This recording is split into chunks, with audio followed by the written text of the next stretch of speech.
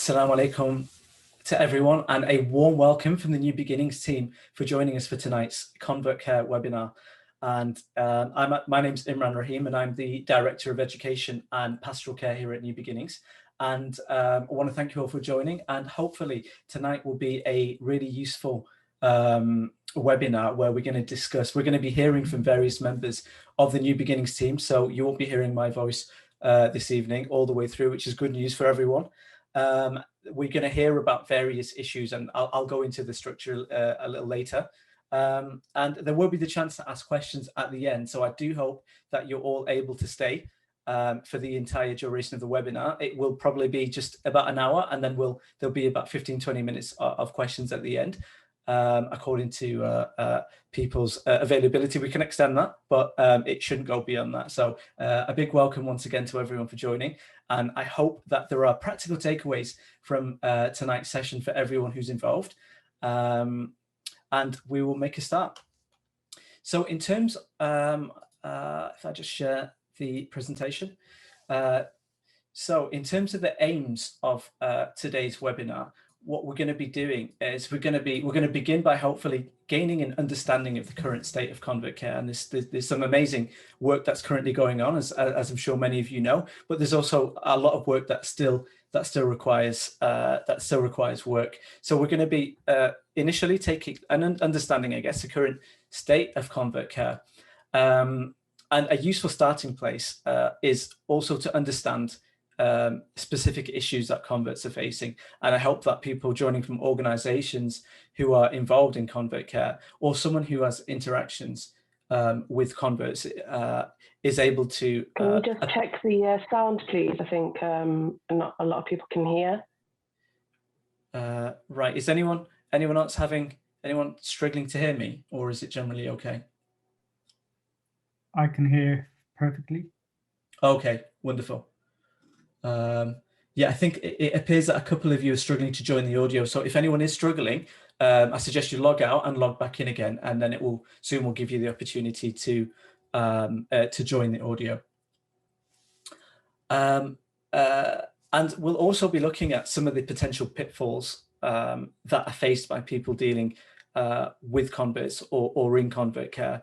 And some of this will be obvious to some of our attendees here, but unfortunately, we're not going to take anything for granted, and we're going to assume generally a zero knowledge approach in order to sometimes state the obvious, which I think it's useful, because sometimes it's the most obvious issues that get overlooked, and that leads to problems in convert care. And then finally, we're going to be looking at what New Beginnings is doing in this space. That's what we hope we can get from today's session. And ideally, we all take something away, depending on the role that we play. So in terms of an introduction, New Beginnings, these are the four key members, or the core members of the New Beginnings team. We've got Sheikh Bilal Brown, who's known to many of you, who converted in '99, is myself. I'm the Director of Education, and I'm the only heritage Muslim on the team. There's Romele Bandiopadhyay, the social media manager, and Jasmine Scanlon, who's events manager. New Beginnings also has a Wellbeing department that Tina will be speaking on later. And the Wellbeing team is composed by 4 practitioners with extensive experience in counselling and mental health. And that's the New Beginnings team. I'm just going to show a video and explain a video, a short 1-minute video about New Beginnings and what we do.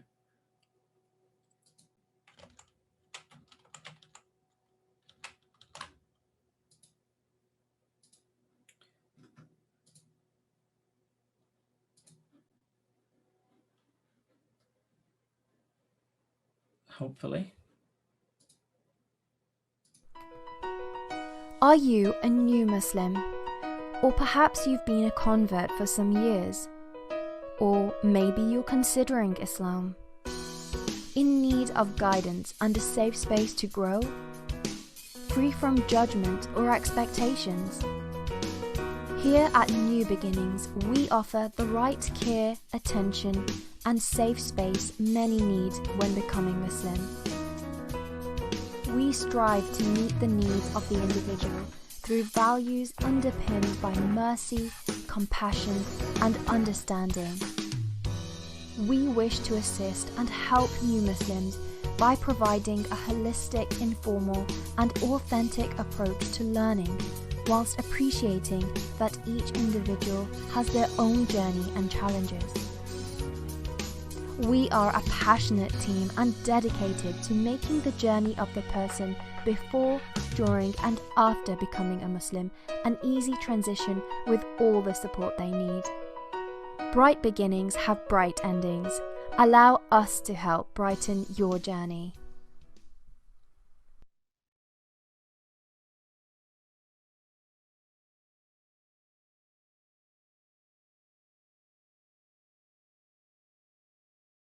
You're on mute. Mute yourself.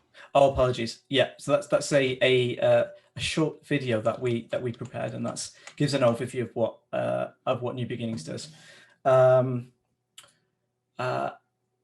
So we've mentioned the idea or the concept of convert care in the title of the presentation. So we're going to ask a question that might be obvious, but we're going to look at it in a little bit more detail about what convert care actually is. And this is what we found. And obviously it's more than this, but we've generally summarized it under these 5 points here. So we've got education, and that's usually the most obvious form that convert care takes. It's not necessarily we're saying it's the most important, but it's one of the first issues that come to mind when we speak about convert care. Secondly, we have pastoral care. So it's looking after the well-being of people entering the faith or people interested in the faith from different perspectives. And I guess a stage further than that is actual mentorship, and in accounts from converts themselves and people with many years experience into their journey will often highlight the importance of mentorship on this journey. But there are, however, a couple of points that I think is either not considered at all or not given due importance, which numbers 4 and 5, which we'll speak about. So number 4 is the non-Muslim family members of converts. And we consider this to be a part of convert care because as people may be aware, that the non-Muslim family and the relationship, a convert's relationship with the family is often an area that's neglected, and there's not much by way of guidance in how this issue should be handled. And obviously they range from terrible advice about as in the importance of keeping those ties of kinship and continuing and maintaining good ties with the family is sometimes overlooked. So that's something that we consider to be a part of the convert care process. And finally, the heritage Muslim community. And I think it's useful for myself as a heritage Muslim to speak about this because most Muslims will at some point meet converts, but we don't feel like there's enough being done in terms of education for the wider community. And as people may have experienced firsthand anecdotally or heard accounts of other converts of the damage that can sometimes be done by other Muslims. And that's something that's highlighted in one of the reports, which we'll make reference to later on in this presentation, some research that was done by the University of Cambridge. So these are the 5 areas of convert care. And of course, there's more than this, but we see these 5 as the principal areas. And in trying to understand and trying to help on this journey and serve the convert community better, we asked the question on our Instagram page, what pressures do you face as a Muslim? And these are some of the responses that we received. External pressures to change who I am, not being able to tell my family, unpicking culture versus Islamic practices, other Muslims, and difficulty finding good, reliable resources. And at New Beginnings, we do try and seek a lot of feedback from the community that we built up in order to try and understand how we can better serve the convert community. And some of these may come as a surprise, and the idea of other Muslims actually making it difficult or pressures is something that many people can attest to, unfortunately. And we also asked the question, what helped on the journey? So we had safe spaces to explore, ask questions, and build confidence. Meeting people with similar experiences, meeting other converts, open-minded, knowledgeable teachers, and supportive non-Muslim friends. So as you can see, there was a wide range of answers, and some were very interesting indeed, because if we were to ask the average Muslim what can help a convert on the journey, supportive non-Muslim friends isn't one of the obvious, I beg your pardon, it isn't one of the obvious answers that we'd expect.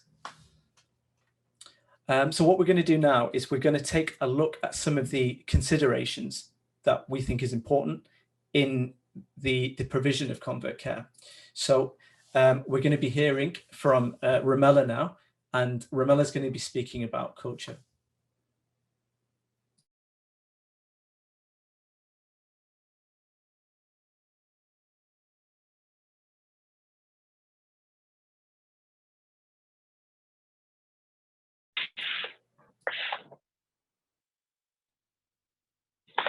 Assalamu alaikum, everyone. Sorry, my connection's just a bit slow.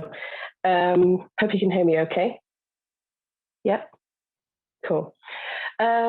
So yeah, I'm no way like a professional or anything. I'm literally just speaking from my own experience. I've been Muslim now for about 17 years. So over the course of that time, it's just some of the things that I've noticed from my own personal experience and teaching and helping other converts on their journey as well. So the section is on culture and safe spaces. So Islam validates culture, and I think we all know that, and we can all say that, but what does that, if we look at that on a deeper level, what does that mean? Like Allah subhanahu wa ta'ala, he says in the Quran that accept from the people what comes naturally to them. And the scholars say that this ayah is really a proof of validation of culture. And there's a beautiful kind of saying that Islam is likened to, and it's from the paper from Dr. Umar Farooq Abdullah and his paper on cultural imperative, and he likens Islam to a river of crystal clear water, that the water will take on the color of the design of whatever it runs over. So if it runs over emerald, the color will, turn green, or ruby, or whatever it runs over, the color, the water will take on that color. And that really is how Islam has really spread authentically and organically. And something that's quite obvious is, like, for example, in China, the Islam in China looks very Chinese. And they've been able to preserve that from the architecture of the mosques. They're very much integrated in the Chinese culture. They stick to their dress and their food. And that's just, it's so beautiful to see that. And then it's just going on to my second point now of being culturally sensitive, the importance of being culturally sensitive. Because what happens is, kind of practically, you will have people come to our organizations, or a friend at uni, or someone turns up at the masjid, at the mosque, and says, I want to become Muslim. And sometimes we kind of get carried away with just like, mashallah, the beauty of them becoming Muslim, and all your sins are wiped away, and you're a new person, and kind of your Western life is all gone, your Jahiliyyah life is all gone. And I think in the process of that excitement, we forget that actually they have been a person for 20, 30, 40 years with family, friends, colleagues, customs, culture, traditions that has made them who they are, that has made them be at that point of becoming Muslim. And I think we need to be sensitive. We need to acknowledge where they have come from and their roots and their background. And I think if we can do this, we can connect to people on a deeper level. And it's not just surface level. It's just not like, oh yeah, we're so happy that you're Muslim and we're all going to do the hugs and celebrate. But 2 months later, oh, you're okay now. It's really connecting to them and really kind of considering who they are. And I think as new Muslims, obviously they just want to come and learn. But if you can consider where they are from and acknowledge their backgrounds and their cultures, that's really going to make a difference. And we see this even from the life of the Prophet, peace be upon him, where the Black African converts, they came to the Prophet ﷺ's masjid and they danced in the masjid with their spears and their drums. And Sayyidina Umar ibn Khattab, he came and he felt like compelled to tell them that, you need to stop this. This is foreign, this is wrong. And the Prophet ﷺ, he intervened and said, no, let them carry on with what they're doing. And that right there is a lesson. There's so many lessons that we can take from there. First of all, it's not to judge something that just because you don't do it, it's wrong, and second of all, is that just because they've become Muslim now, they didn't commit cultural apostasy, and that wasn't expected from them. And it's just so beautiful to see that Prophet ﷺ considered all of these things, the emotional attachments to all those traditions and cultural norms that they've been brought up with throughout their lives. So we can see this beautiful practice of the Prophet, peace be upon him, accommodating the Arab culture and the non-Arab culture. So at the very beginning of these, the Black African converts was told to them, no, keep to what you're doing, play your drums and dance, at the very beginning. And imagine if we could tell that to people who become Muslim today, that honor where you're from, honor your roots. And the final point, sorry, and I'm running out of time here, but the final point, just one last thing, is that I think this can come down to two things why we are not seeing this practice today. Is first of all, is knowledge, like there's this ignorance and lack of knowledge of cultural paradigms and how accommodating that is. Islam accommodates for that.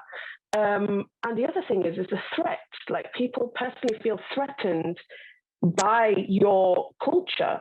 So, for example, someone comes and knocks on the door, of the masjid, and 99.9% are from kind of the South Asian community, and it's much easier for you to take on our dress and our food and our language than us to kind of know where you've come from, because, then there's all these assumptions and judgments that you're from a Jahiliyyah background. So we're just not even going to go there because that's very uncomfortable, but adorn our way of life, which is okay at the beginning. But we can see that later on in a convert's journey, it's really problematic, and it can have a direct impact on one's well-being and emotional state, and this whole confusion of who am I and where I'm from. So imagine the beauty if someone can preserve that from the very beginning, and it's our duty as Muslims to be able to tell them that to honor where you're from. And you don't have to kind of feel an outsider to your own culture. And the final point is safe spaces, that in order for us to do everything kind of what we spoke about before, we can't do this without creating these safe spaces that nurture and grow and facilitate this kind of authentic Islam where converts can feel like they can express their Islam in a, culturally relevant space. And that can be like food, decor, activities, all these little things, they make a difference. And it's familiarity. It shouldn't feel foreign. Islam shouldn't feel foreign to people. You should be able to infuse that in what you already have and make it better. So we need these non-judgmental spaces, no expectations, no pressures, just come as you are. That's it. And just a final point, that when we accommodate people's cultures, we we accommodate, we can connect to them and accommodate who they are as a person, not just surface level, but connecting to them on a deeper level, appreciating them for who they are and where they've come from. Forgive me, and thanks, Romella, for sharing your thoughts on culture. We're going to hear from Sheikh Bilal next, and Bilal is going to be speaking about families and relationships. So Bilal, over to you. Assalamu alaikum wa rahmatullah. Hope everybody's okay. So this section is about families and relationships. Obviously, if a person converts to Islam, doesn't mean that they abandon their family totally. They still have to go back to their family. So I just want you to put yourself in the shoes. There's a lot of people who have converted here anyway, but for those who haven't, imagine you went home to your family and you said, I've converted to Hinduism, or I become an atheist. Okay, what is the reaction of your family? Put yourself in the shoes of the convert that, you know, has to go home and do that. Obviously, you know, the large number of families who live in secular, they have secular liberal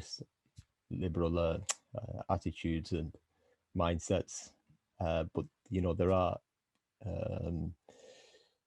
converts who come from families that are very religious. There are converts that are unable to publicize their Islam or tell their families about Islam because of the backlash. So it's, you know, we need to think about what they're going through as well. So there are different aspects to the family relationships. One is the spouse. So maybe one of the couple converts and the other one doesn't convert to Islam. Of course, Islam only allows a Muslim man to be married to a Christian woman or a Jewish woman. So, you know, that can cause friction, it can cause some problems. But, you know what I say to somebody who's converted and the other spouse is not Muslim? I don't say anything. I don't say, oh, you've you know, separated from your wife or your husband. I don't say anything. I just leave them. We don't need to even mention that at this moment in time. Okay, let them sort it out on their own, and when they get stronger and firmly grounded in Islam. And there are opinions from the early generations allow a Muslim woman to remain with a non-Muslim husband as long as he is not harming her. And we need to look into those opinions, because the convert doesn't have a madhab ultimately. What madhab does a convert have? They don't have any madhab. So if there is an opinion, even if it's weak, and there's a principle in the Maliki school as well that says it's better to give somebody a weak opinion than them leaving Islam, abandoning Islam because you gave them a stricter opinion. So if it's the difference between disbelief and belief, then, you know, you don't mention that opinion to people. So that can cause friction sometimes. Sometimes, you know, the spouse will look into Islam and convert as well. And then we move on to children as well. So there are challenges that the convert faces if they have children, especially if they're older and those children haven't been brought up in Islam. How do we work around the relationship with them? Or if they're younger, they have to make the decision. Do I let them make their own choice, or do I teach them Islam now on? Or they may feel like it's imposing their choice on their own children. So, you know, there are challenges related to the children. The children will be inquisitive as well. Why is my mother, you know, chosen this religion, or why has my father changed his religion? So that's something that needs to be looked at. And then we will look at parents as well. So there are many challenges in relation to parents, and the relationship with parents is different. Okay, they've seen you since you were born. They brought you up, and we need to be very, very careful with parents that the new convert isn't overzealous and trying to impose their view on their parents. And, you know, we should never say to a convert, you know, why don't you convert one of your family members? Why don't you give dawah to your brother and sister? I don't think that's a good thing to say to somebody who's just converted and they're still learning the religion themselves. Okay, that can cause a lot of friction and a lot of problems for the newly converted person. And then there are other family members as well, brothers and sisters. There will be challenges, and wider family members. Usually with siblings are usually a bit more sympathetic when somebody converts, and it's easier to talk to siblings than parents because the relationship is much different. But there will be challenges, you know, and you have other family members that may question the new convert. They may put pressure on them to abandon Islam. We have people who have Islamophobic relatives. I think everybody does. You know, if you have non-Muslim relatives, you will have some relatives that are Islamophobic, and you know, they will ask the new convert questions or try to confuse them, or they might belittle them or make jokes. Okay, everybody's got that one inappropriate uncle, you know, the one who drinks too much at the parties, you know, and you know, makes silly comments, you know. So these are the things that they'll be faced with.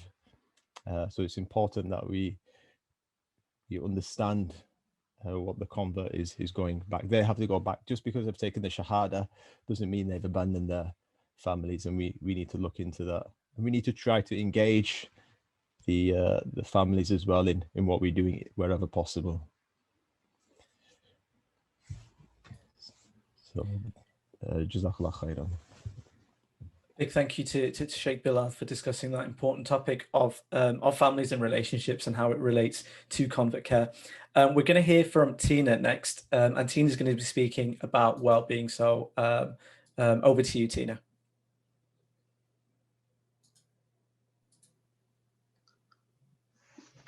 Okay, assalamu alaikum everybody.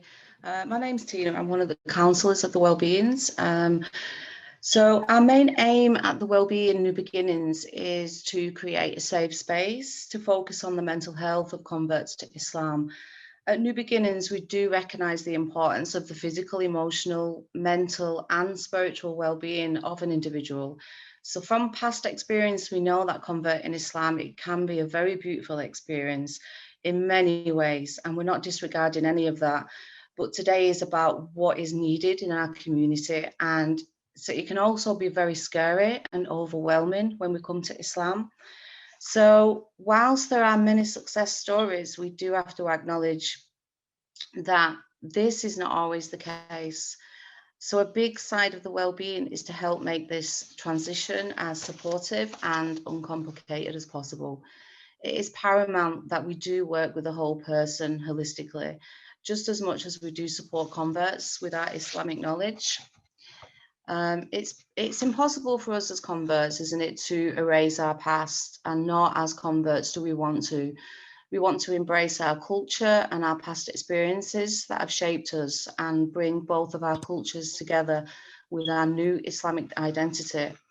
Many converts that do embrace Islam, they do so in secret, and this can be quite really risky, you know, for people to disclose. Lots of converts, they lose their families, they lose their friends, and sometimes jobs. The implications that this has on our mental health can be, you know, very dramatic. And one of the issues that we do hear over and over again is converts losing their identity when they embrace Islam. Not knowing who they are anymore can be very confusing and painful. So I just want to share 3 reasons, 3 pointers here very briefly as to why converts do need us and also do reach out to us. The first one is losing identity. Now, we can lose identity with our culture, you know, whilst embracing a new culture, which has already been spoken about briefly. We've got our external identity, you know, changing the way we look, you know, covering more, which may not sound like a lot, but for a lot of women, and my own experience, it can be quite a difficult challenge. But that can also lead to like self-image issues, you know, within mental health, which can be lead to quite other serious matters as well.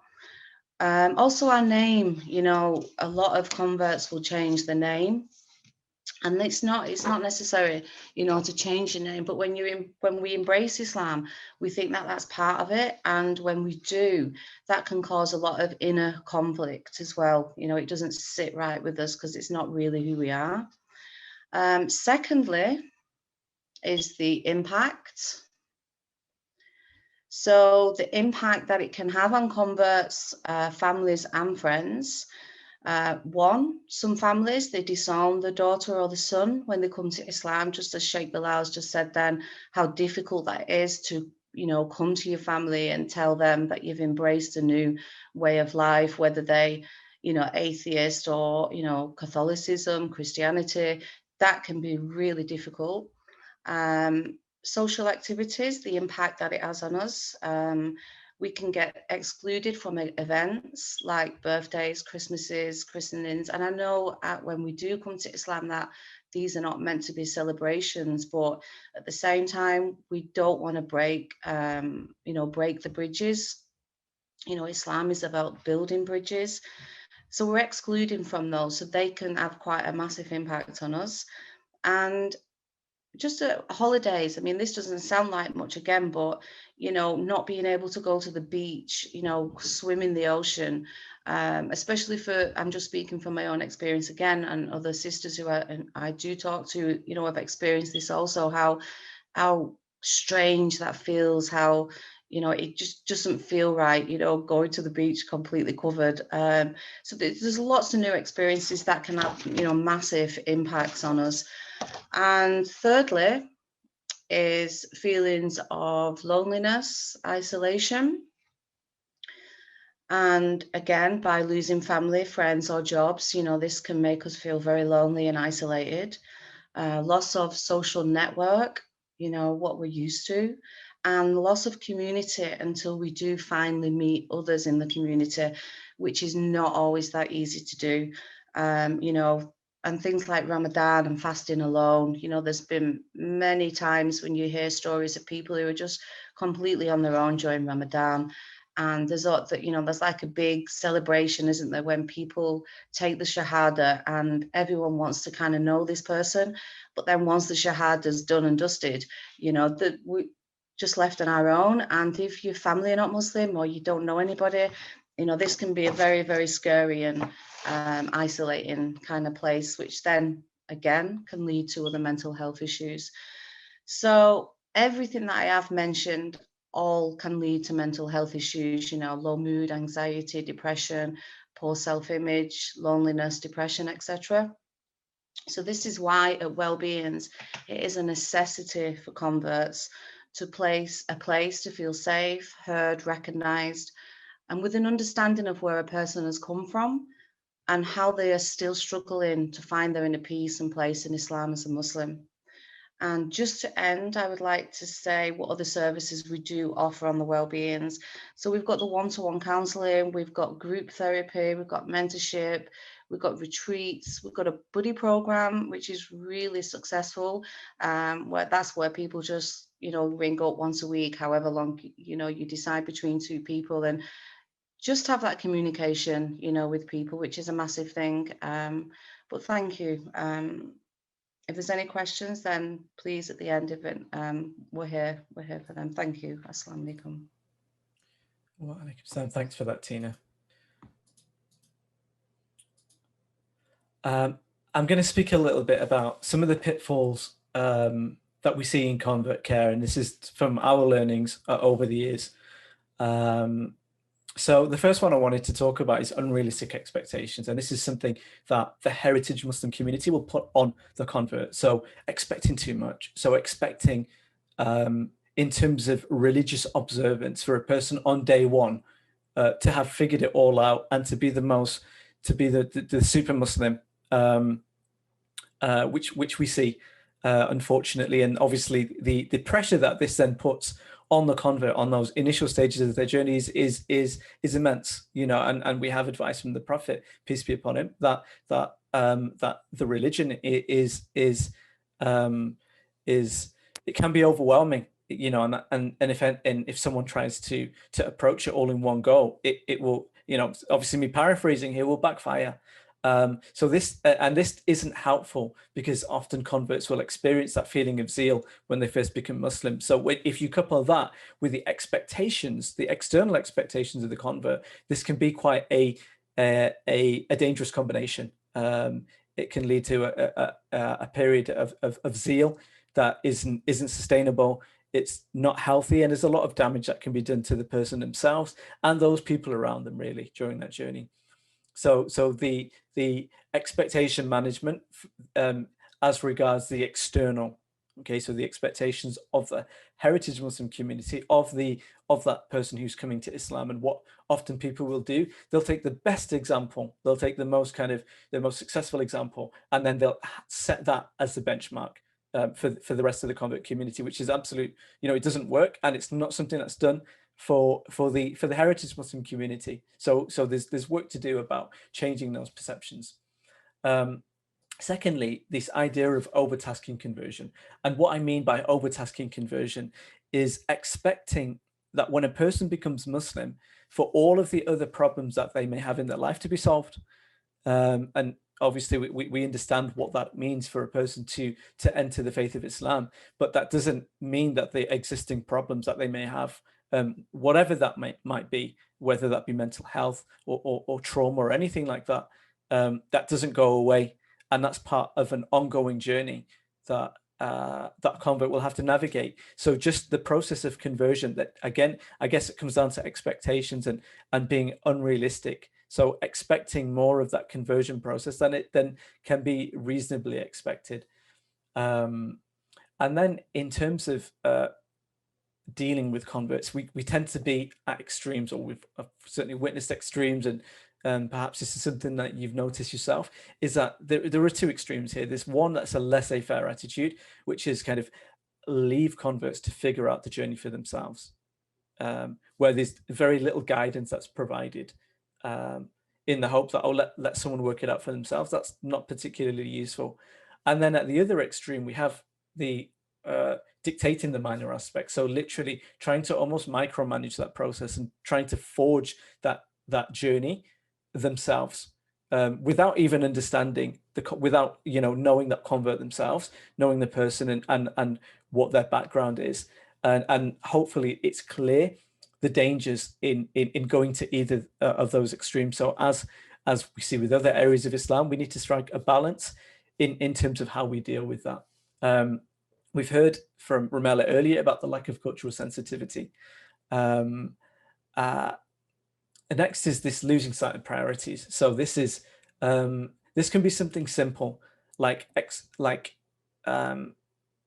expecting a convert or telling a convert that they have to do something that is sunnah, or something that's recommended in the kind of legal category of actions, over something that's more important, like something like the prayer. And we see this all the time, and often this is going to be something that relates to physical or external factors, but not just in the legal sense of the word, but losing sight of priorities, as in what's the most important thing for the convert in the initial stages. And ordinarily that's going to be about faith building. Okay, so building that faith. And we see in the example we have, you know, in the blueprint of the prophetic model, is that you have this pre-migration period where it's where years and years are spent without any actual legislation being revealed, or one, according to some of the scholars, I believe. But in the Meccan period, it's all about building faith. And then post-migration, we see after this journey to Medina, then we see the laws start to be revealed, and there's an expectation after that point. But that comes after 23 years of building faith. So something as simple as that. Secondly, sectarianism. So this is obviously something that affects us, you know, it's all over the Muslim world, but it's particularly prevalent in in lands where Muslims have migrated to. So this idea of having to warn someone on day one, like someone's just become Muslim, and many people embrace Islam for that feeling of community, something that is I think most people would agree in society is being lost. Individualism and which has just been exacerbated, I guess, by this and loneliness exacerbated by COVID. So this is dangerous, because a person comes into Islam and often will have these utopian ideals of Islam being one body. They may come across in their journey the words of the Prophet, peace be upon him, referring to the Muslim community as one body, and they'll often come into the faith expecting this, and obviously that's an unrealistic expectation, but it's also understandable. But if the first thing someone hears is, okay, that's okay, great, you're a Muslim now, but you need to stay away from these people, or you can't pray in this mosque, or these people, they haven't understood the true Islam, and these are all factors which are not helpful for someone who's new to the faith, or at least in those early stages. And that's something that we really try and emphasize here at New Beginnings, is that we're non-sectarian, and we discourage any discussion around that unless it's in healthy with healthy parameters. Next, this idea of objectification, and this is what we see often, or at least sometimes, is the converts, and this idea of conversion is used by the wider community to bolster their faith. So converts sometimes get used in order for a person to justify their faith, and I'm sure people who've become Muslim will see that enthusiasm and that joy, that genuine joy, that's genuine, from the heritage community. But this can lead to objectification and almost this idea of celebrity. And this is something I want to talk about in the next point, about the publicity that surrounds conversion. We'll often see people put onto a platform and given kind of airtime, which isn't necessarily healthy for different reasons. One, there's this initial hype, and as we've heard previously in some of the other parts of the presentation, is that a person will become Muslim, they'll get the hugs, and then once that honeymoon period is over, the isolation and the alienation starts to kick in, and like, okay, I'm doing this on my own. So when you go from such a high to such a low, this can be really dangerous, and certainly not healthy for the journey of this convert. And then the idea of the publicizing conversions. Now, often people will be excited to share the news, and a convert might feel this pressure. Oh, are you okay to do this on Facebook or Instagram or what have you, for it to be shared? And this again is not necessarily healthy, particularly when it involves younger Muslims, because anything that gets shared, I think we have to take into account what's going to be the effect of this, because if this gets shared, this is going to get shared far and wide, meaning to Muslims and non-Muslims too. And how does this look to the outside world? So I think we could these are factors that I think definitely need consideration when it comes to people becoming Muslim. Next, we'll speak a little bit about what we're doing here at New Beginnings. So in terms of the activities that we're doing, one of our kind of a flagship offering is Firm Foundations, which is a 10-week course that we run throughout the year, and that covers the basics of Islam, and it's all taught in a very open manner. It's we assume a zero knowledge policy, so all terms are translated. We kind of minimize use of terminology, and we encourage questions, and we also have a Telegram room and we currently offer 2 levels of this. And so for each intake, we have a Telegram room that's closed, specific for the students, and that helps create that environment where people are encouraged to ask questions regardless of how long they've been Muslim. Because if someone's been Muslim for 10 or 15 years, they may feel like they've got some gaps to fill, and there's no real place to go because they don't feel ready to go to offerings for the general Muslim community. So we welcome all different kind of converts.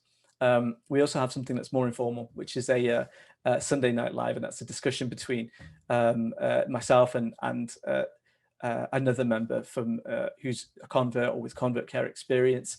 We have a monthly class on the life of the Prophet, peace be upon him. We have a podcast that's run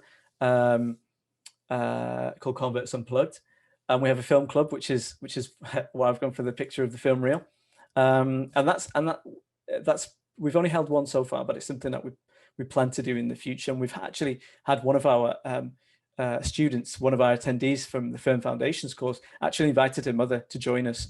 So she was invited to that discussion, and she attended with her daughter. So we screened a documentary, and we had a discussion after it.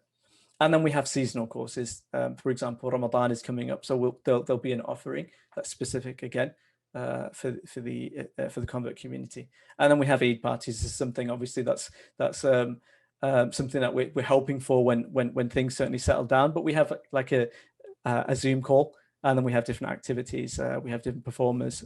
That's something we've done a couple of times. Tina's mentioned the buddying system that we have, and we have finally we have Shahada packs that are sent out, and this is kind of a curated pack, and we've sent about 40 of these out now. That includes like a copy of the Quran, copy of Being Muslim,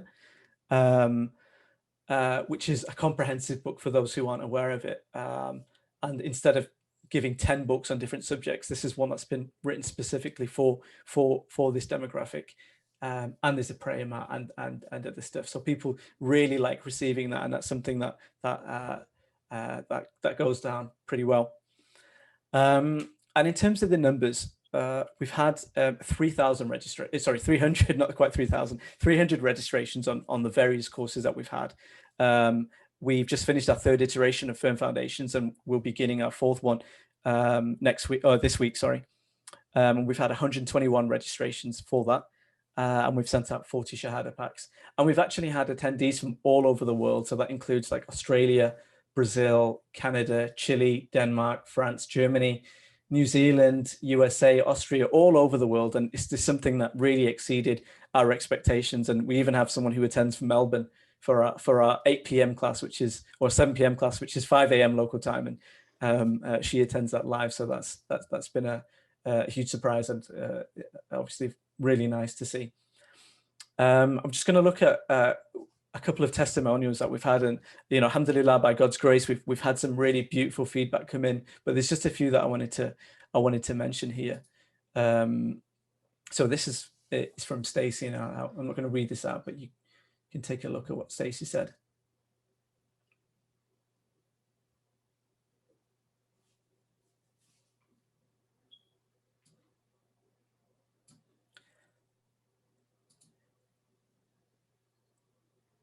And this is from Samantha. So, and so as you see, Samantha hasn't yet taken her Shahada, and that's why we wanted to show what Samantha had said, because there's been no pressure. We don't put any pressure on attendees to take their Shahada. So, and this is something that at the point of registering for a course, we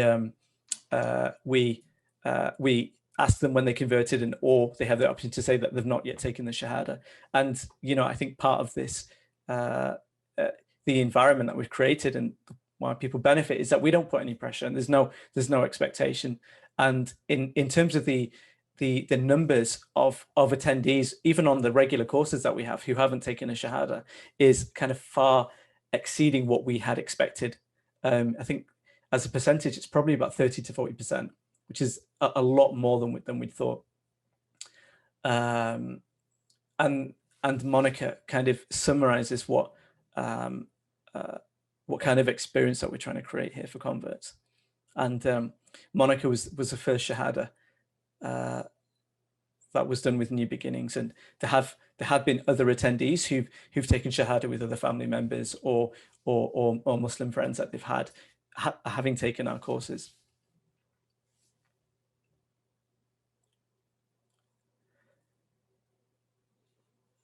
And finally, Alan. And Alan is someone who's been Muslim for a number of years, around 15 years.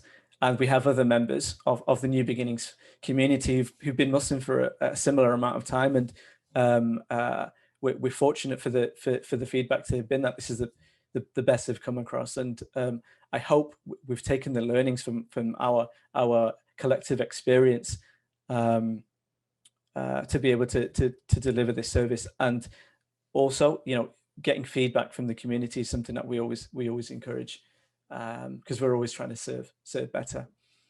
In terms of where we go from here, because we wanted to leave with something practical that we can all take away. One of the themes that we're seeing, and this is something that I'm particularly passionate about, is educating the heritage community. So if there are people, community leaders here, or leaders of organizations, there is a ton of things to be done. I mean, even speaking about it in mosques or in talks about conversion and about converts and about the importance of welcoming new members into the community, and signposting. And that's something that we think is really important, that we understand that most organizations don't have the capacity. Convert care is often tagged on to whatever suite of services that a mosque or community or an organization is offering. So that's part of what we're here today, is to say we welcome those referrals, and we have had people message us and say, someone's become Muslim in our community, what can you offer them? And also for the teachers, is to expand knowledge of fiqh rulings, so the legal rulings as relates to converts. And something that Sheikh Bilal is conversant in is the four schools of law when it comes to the fundamental issues. And this is something that we feel is really, really important, is to break outside the traditional school that's adhered to, and actually use the breadth and scope of the law to encompass and to make easy what people are already doing. And this might sound like an obvious one, but it's to listen to the convert narratives, actually getting that feedback from the convert community. Actually, what issues are you facing? This is something that perhaps isn't done enough, and that's something that we're trying to do more of at New Beginnings, despite being the majority of the, myself the only exception, everyone is a convert. There's additional reading, and in particular I wanted to make reference to a couple of reports here that was led by Cambridge University. So we're going to send a copy of this presentation out to attendees, and these actual covers are links to the actual PDFs. So these are really in-depth reports, so 100 pages plus. But if people just want to read the executive summary, and we know we've got some attendees here, such as Salah, who is I believe is involved in some of these really important publications. And you see two, because one focused on female conversion, and 3 years later on male perspectives. So this is essential reading for anyone involved in convert care, but for anyone else who's interested, the executive summary is particularly useful, and that gives a summary, obviously, of what the reports contain.